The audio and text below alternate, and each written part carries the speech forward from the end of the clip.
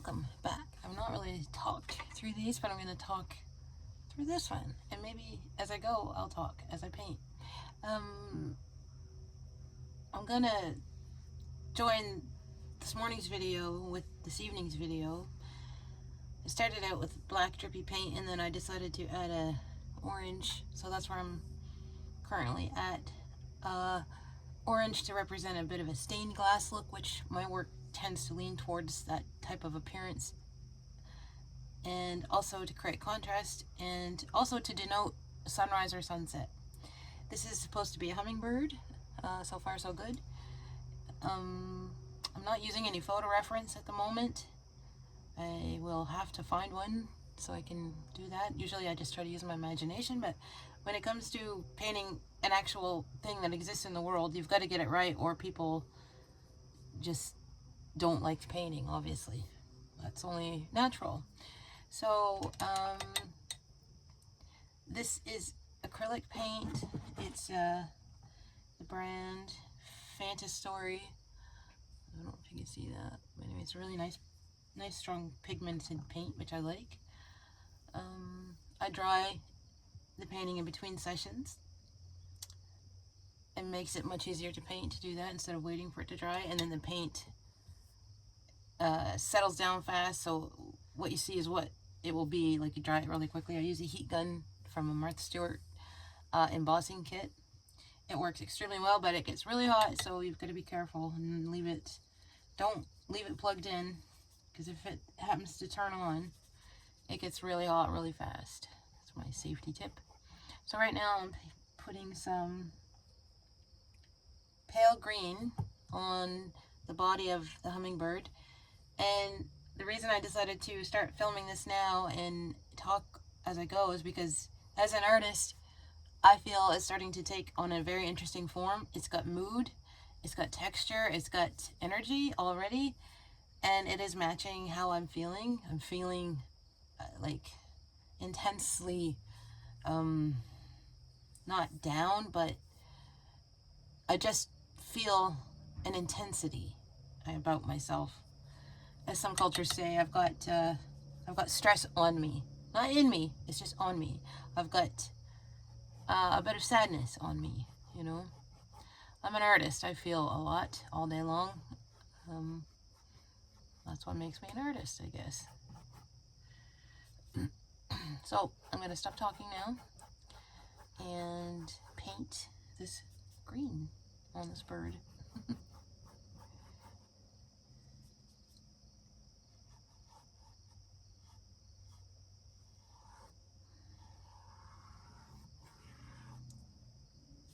The crickets are chirping. It is silent here other than crickets.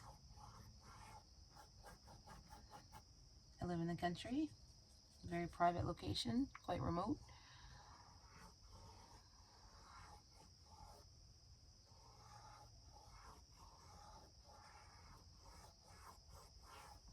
It's a very peaceful setting to paint in. Sorry, my chair is wiggling. If you hear sounds.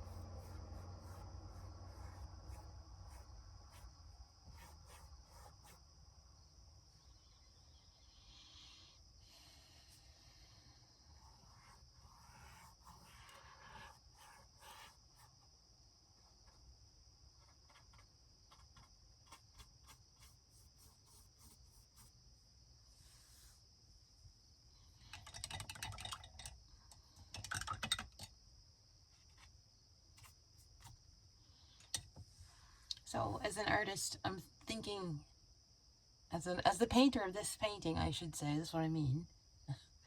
I see, like this, I threw all this on a whim, like as you see in the beginning video, beginning of the video, and I should have, like this tree is not connecting to anything, it's just floating, this branch. So now I've got to connect it to these other ones somehow in a way that's pleasing, a way that doesn't screw up the composition, in a way that is like that makes sense, physically speaking. I'm not aiming to make anything abstract here. I like some realism in my work.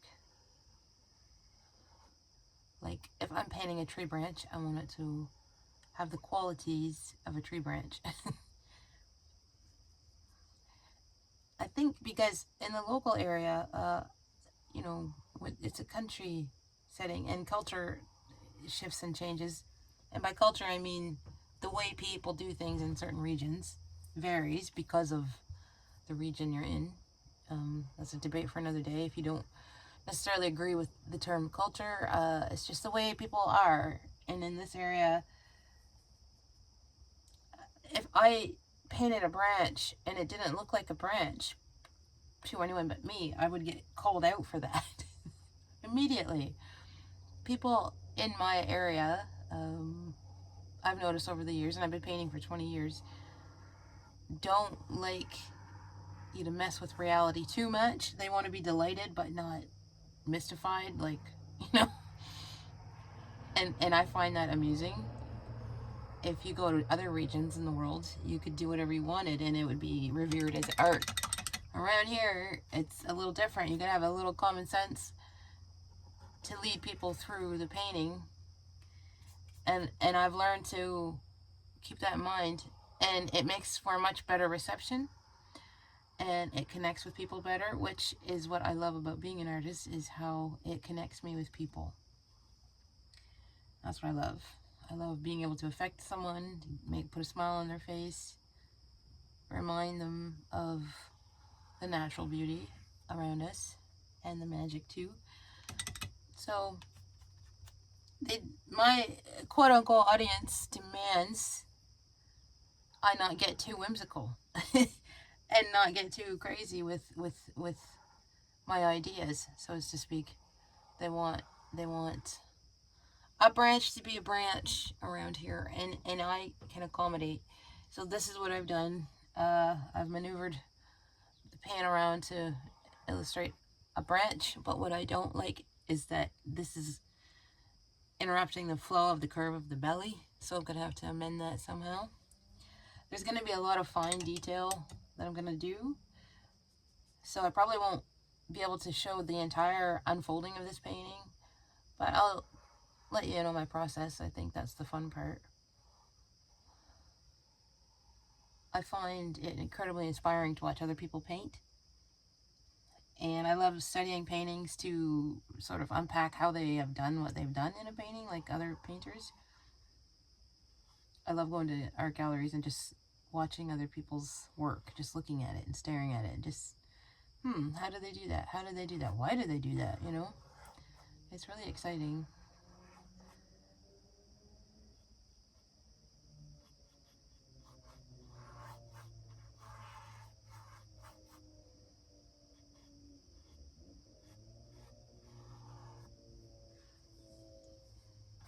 I'm a self-taught artist, by the way. I have my own way of doing everything.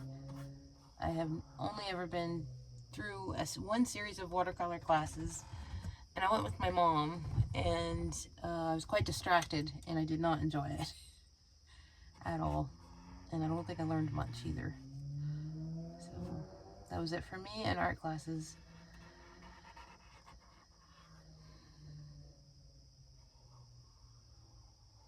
It was fun to go with my mom. She's also a painter. You could try to teach her, and she won't learn a thing. She does her own thing, and she just likes to be included. She's not there to learn. But for me, I just don't do well with instructions, like trying to keep up.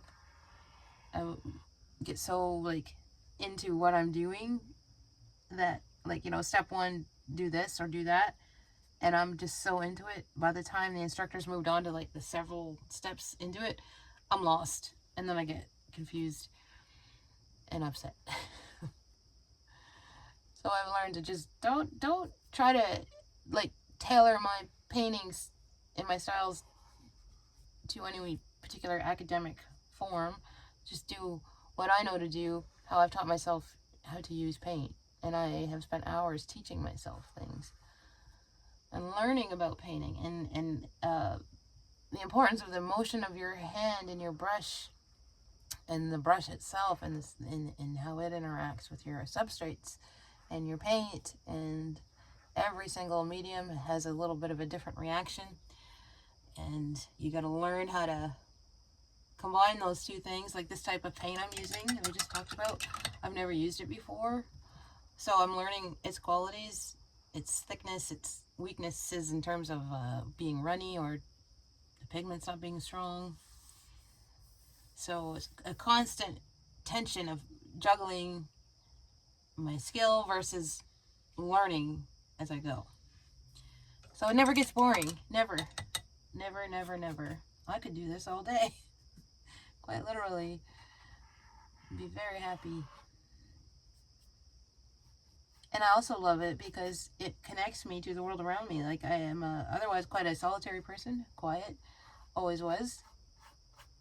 Until you get to know me really well, and then I'm not so quiet. And I like to have fun and laugh. But in a social setting,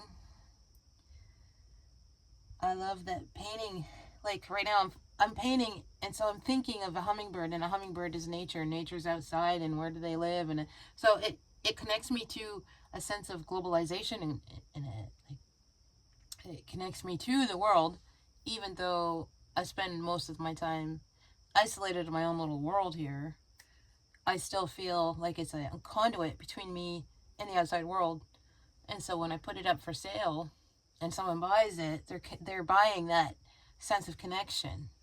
They don't know it maybe, but that's what it means to me when I sell a painting.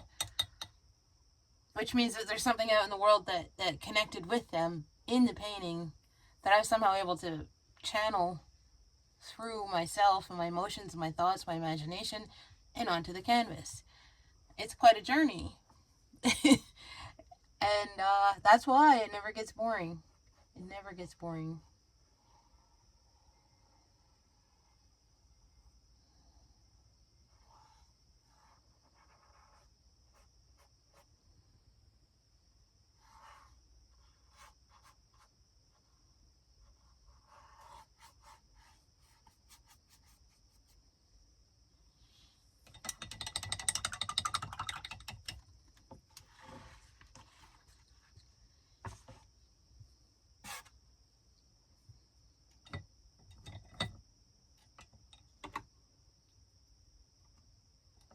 So now I'm going to add another layer to the orange paint. I just gotta find a brush that will be big enough, but not too big.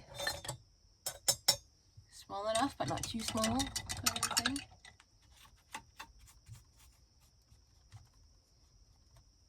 I soak my brushes in rubbing alcohol. Rubbing alcohol removes dried acrylic paint. This is a secret that my mother discovered. I don't know if anyone else knows about it, but usually if a paintbrush dries with acrylic paint on it, it's a goner. But somewhere along the line, my mom discovered that if you use rubbing alcohol, it will bring it right back to brand new condition, no matter how bad off it is. And if you don't have rubbing alcohol, hand sanitizer works well too. So that's a little tidbit that'll save you hundreds and hundreds of dollars on brushes if you're an acrylic painter. It won't work for oil, obviously, but it works for acrylic paint, and it works very, very well. So I either have my brushes sitting in water or alcohol. Most of the time, I know you're not supposed to leave them on their ends. That's not a good thing, but the fact that I'm keeping mine clean is a big step in the right direction. I've gone through hundreds of brushes in my day, and so this for me is a game changer. Although my brush care is lacking, but all of my brushes are inexpensive, so I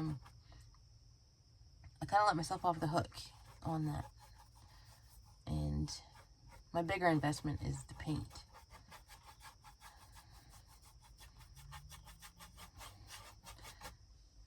Some people get really hung up on having just the right materials to make art.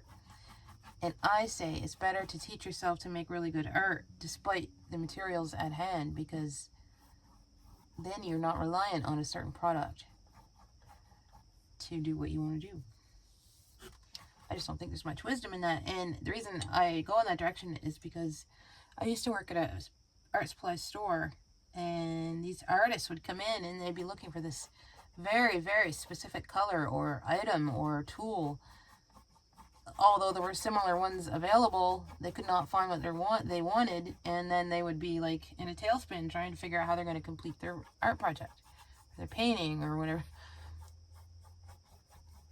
And if you suggest for a second that they maybe deviate into something else, it is an offensive thing to suggest. So you got to be careful when dealing with that topic with artists. And I myself have never relied on any one particular product because I've been used to operating on a very small budget and accommodating the needs of my family first before I invested in painting supplies. So I learned to just get by on what I can find and what I can afford. And I've never had anyone notice or say anything about that. Like, people don't have a clue what I use, you know? And because it's like, well, make good art with what you've got. Even if it's really crappy paint, you can still figure something out, you know? That's just me. That's how I look at things.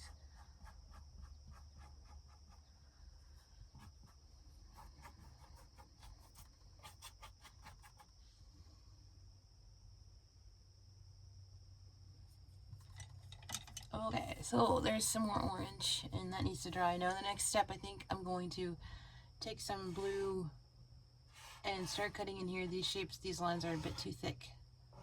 At first, I wanted that because I was going for a certain mood, but the painting has morphed into a different type of mood, and I no longer desire these big thick lines. So I didn't expect that. I don't plan for that. This is just me working on a whim. This is how my paintings unfold. So that's it for now for this one. I'm going to work on it, and if I feel like I should come back and show you some more, I will. I'm just going on my whims here till I figure out what is comfortable and what is interesting. And tonight, for the first time since I started this process, I feel like talking. So let me know. Well, you don't have to let me know. I don't necessarily need you to let me know. But I hope that is making this experience all the more enjoyable for you. All right. Thanks for tuning in. Okay, I'm back. So, I did some thinking, and I know I'm gonna have to take this into a direction where, in order for me to film, it would take a while, like an hour or two, to get from where I want to go to the end point. So this will be the last little blurb I'm gonna say about this painting. I realized talking through my process might be a really helpful thing, so that's what I'm gonna do from now on, probably. It makes me feel better. Like, my brain doesn't feel so full. Like, all day long, I just feel like my head is just going to explode because I just have so much going on in my mind. But as I talk, and then, like, I rewatched my work, and I'm like, oh, okay, I feel, like, better. And this is a process I stumbled on a long time ago. I was going through quite a rough patch in my personal life, and I was just not going out, not talking to anyone for days, weeks, sometimes longer, and I wouldn't even realize it. And then something in me just said, start talking, use your voice, just start talking, because it was like felt so urgent, like something's wrong, I'm very unhappy, and I just sit in silence, but my mind is going like a freight train. So I started talking and filming it, and then I started a YouTube channel where I started to paint and started talking about my art studio and my process, and things were going like wild in my personal life. and I was documenting the deconstruction of a Gothic cathedral, and it just turned into this major intense thing, and then COVID hit, and everything in my life went haywire. And I'm just now getting back to the point where I can remember where I started from, and where I started from was something in me compelled me to just start talking. Maybe I've got something to offer, you know, maybe even though certain folks in my personal life don't seem to want to hear what I have to say, maybe others do, you know. It was pretty bad, and I am going for an assessment for autism. A friend of mine came to me a couple years ago and suggested that might be what I'm struggling with, and I never thought of it before, but I started to piece together the information she gave me. Took some assessments from her, and everything leaned in that direction. So I've had to really come to terms with that. But one of the things that I love about my abilities, so as to speak, on that level is I like to talk. I spend so much time isolated in my mind. When it occurred to me that I could do this, I could just start talking to whoever wants to listen on YouTube. It was a game changer. I started to feel better. I started to remember who I was, and I started to, you know, baby step by baby step, get back to some sense of normalcy. And then when I finally sort of woke up to this, the problems I was having, I did something about it. I ended up getting a divorce, and finally back to where I started, because that's what I wanted to do, you know, is show the world my paintings. And because I was connecting with people, and some of the most profound connections I've made are mothers asking me to do commission pieces for their babies that have passed away at birth. I've had several of those types of commissions, and it's those moments that make me see that I've got something that I need to share, because it was just something that humbled me, obviously, and made me realize I could offer some form of solace and comfort, and maybe even some sense of hope through a painting on something so profoundly difficult. And then it started to kind of come together for me in my mind that, okay, if I can have this kind of impact on a friend or a woman I know, maybe it's time to just show up for myself. I guess I kept calling it show up. So I'm back to where I started. It's been 4 years or so in the making, and I'm really happy about that. But I have moments where I feel so heavy because of, I just feel like almost sorry for myself, like I lost this, I lost that. I try not to keep whining about my problems, but I had a beautiful studio, and I was selling work daily, weekly, really picking up momentum, and I lost all that in 2020. So I'm just now getting it back, and I gotta say, it feels good. So talking while I paint, I feel like might be the right thing to do, because I have a lot to say, and if I don't get it out somehow, my mind is just gonna explode. I believe I mentioned that when I first started my first foyer into discussing my art publicly. It's like, it just builds up and builds up. Isolating myself is a bad habit, and it certainly has its consequences. So connecting with people on YouTube as a painter is pretty healthy compared to some things I feel like doing sometimes. I have my dark side. I try not to indulge it.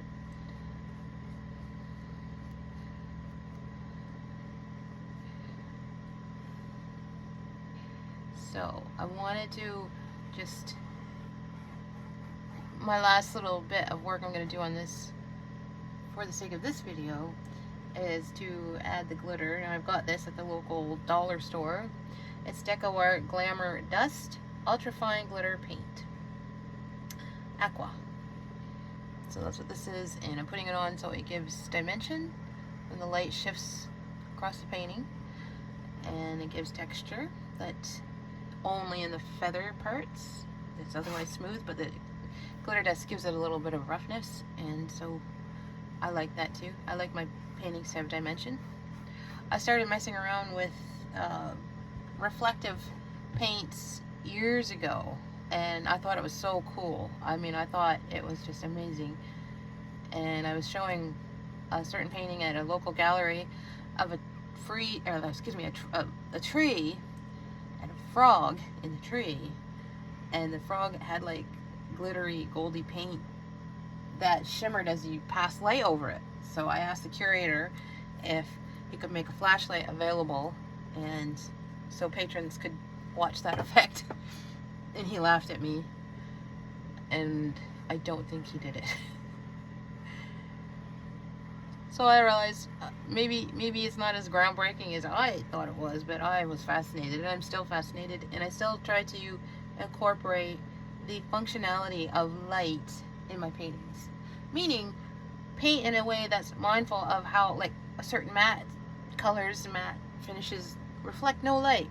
If you use those a certain way and the light passes over it, it shifts and changes the look of the painting. So it becomes dynamic and it becomes almost alive. And I love doing that. I think it's really fun. It reminds me of the feeling I would get when I was little, when I would read pop-up books. I love pop-up books where you'd open it up and the page would unfold into this like 3D thing. To me, it was just so fascinating and beautiful. I love those when I was little. So I like art to have a dynamic that delights. That's what I love to do. So I wanted to include this glitter. So I don't know if you can see on camera. Yeah, maybe. Maybe not. I don't know. The lights, it's dark in here. Otherwise, what if I shut that off? That won't help. No. You'll just have to take my word for it. I don't know how to make that. But if you were here, like, and you start seeing from this angle or that angle, you can see the glitter start to reveal itself. So,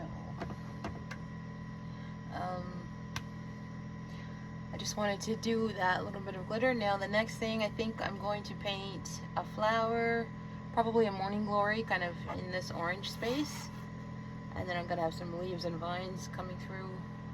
And then I'm going to paint the detail of the hummingbird, and I want to make sure to get that right. So I will be using a photo reference for that phase of this painting. And that's why I probably won't show much more till it's done, because it's going to take a while. And I don't like to make these videos too long. But it's been a pleasure hanging out with you, and I hope you enjoyed this. And please come back. Welcome anytime, and happy painting. Okay, sadly I forgot to turn off the fan, and the fan is hanging from the same shelf that my phone is when I'm filming. So you've got this humming, vibrating sound in the background of my last little blurb, and I'm really sorry about that. I'm just going to leave it as it is and try to remember not to do that again. If it's annoying, I apologize. I just forgot. Once it's on, I don't even think. I didn't hear it. So anyway, but this gives me an opportunity to show off the glitter. So anyway, you just keep rolling. You live and you learn, and you just try again. Try. I have a friend from Nigeria, and I show my paintings, and he goes, "You tried."